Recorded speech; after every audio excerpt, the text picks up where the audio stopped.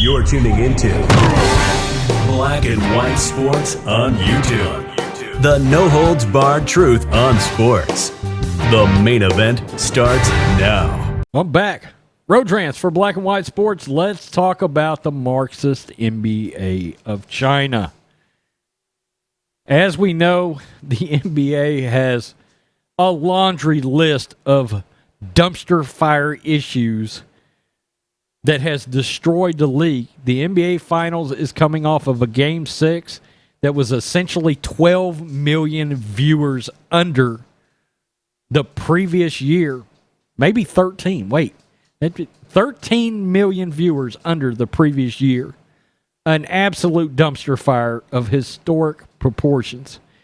And we know their embracing of Black Lives Matter has a lot to do with it, because common sense Americans know it's a Marxist movement and it's not a social movement. It's a political movement. It's a political movement driven by the left. We know that when you donate money to Black Lives Matter, it goes to Joe Biden. It goes to Nancy Pelosi. We've had all of this figured out for months, and it wasn't that hard to figure out. Black Lives Matter, for the longest time, had an entire What We're About page that literally used words like comrade. Talked about a communal child rearing situation and the destruction of the nuclear family. A lot of really awesome communist values if you're a communist country, but we are not. So common sense Americans don't support the movement. We know it's a Marxist movement. Well, The Athletic did a survey. An NBA agent hammered Black Lives Matter in the NBA support of it. And this is pretty wild. This tells you, people understood behind the scenes that there were real impacts here.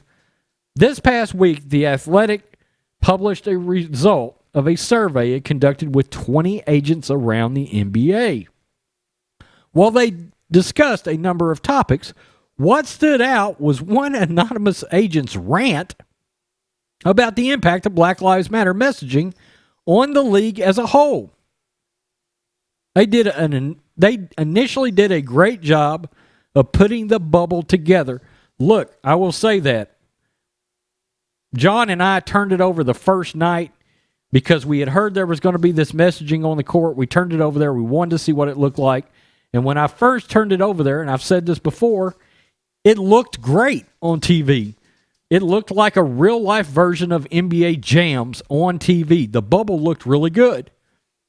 And then you saw the 30-foot lettering of Black Lives Matter across the floor, and you reached up and turned the TV back off.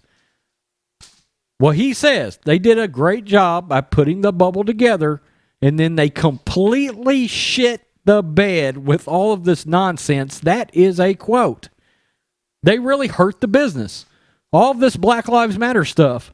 I think that the players are being manipulated into something they really don't understand, and I think it's a horrible look for the league. And they need to be clear about the organization and what they stand for. He continued, quote, if that's what the NBA wants to align with, they're really hurting themselves. They're not helping the players, they're hurting the sport. When the ratings are down 30%, who are you really helping? And that was an answer to a question on the survey that said, how did the NBA handle the bubble and COVID-19? Okay, so, and as we know, Adam Silver has come out. Adam Silver looks terrible lately. He has come out and since said, next year, it's all gone. All the social justice messaging, all the names, all the lettering, it's all gone. Come back and watch us now. And from what I can tell you from making NBA videos continuously on this channel, calling out LaWoke James, that POS, calling them out all the time, the NBA fans on this channel have said they're never going back. You can't do this much damage to a league, Number one, you can't wrap your arms around a Marxist organization and expect common sense Americans with traditional American values to ever come back. Not to mention your dealings with China, not to mention your wrapping your loving arms around criminals like Jacob Blake, an absolute monster. You literally set out games over a rapist? The NBA has killed itself. Forget it.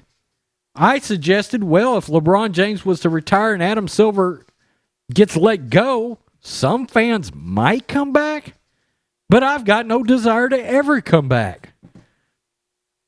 You know, Jason Whitlock he mentioned something a while back, just a couple of weeks ago, where he said sports in itself is supposed to be traditional and patriotic. And the NBA has been neither.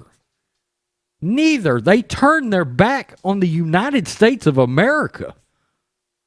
The NBA turned its back on America and on Americans.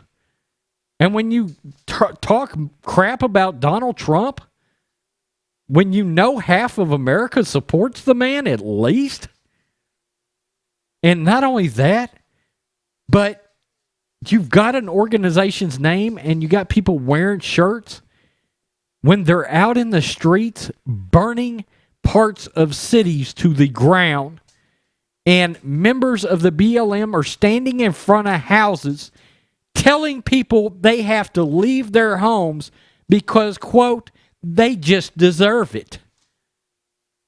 And a sports organization, you had all season to see all of this stuff going on, and you never took that crap off your players and off your court.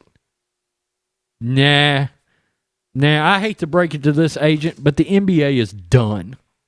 The NBA will forever get its little 4 to 5 million finals ratings for the social justice numbnuts that chose to stick to the sport, all the people that hate America and ought to board a damn boat to China.